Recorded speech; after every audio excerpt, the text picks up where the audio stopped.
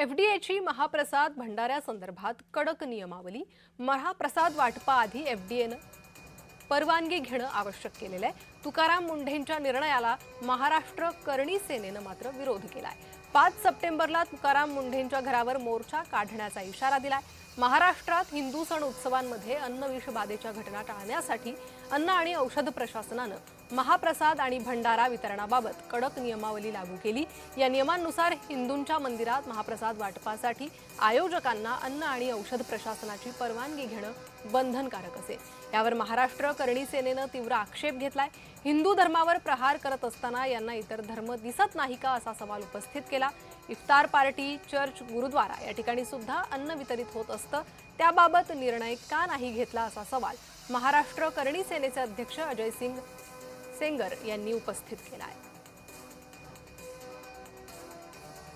यांच्यात हिंमत असेल तर यांनी इफ्तार पार्टीवर असा परिपत्रक काढावं की इफ्तार पार्टी करायची असेल तर परमिशन घ्या। गुरुद्वारामध्ये सुद्धा हा नियम लागू करावा, चर्चमध्ये सुद्धा हा नियम लागू करावा। फक्त हिंदू धर्माला तुम्ही टार्गेट करता, लाज वाटायला पाहिजे तुम्हाला।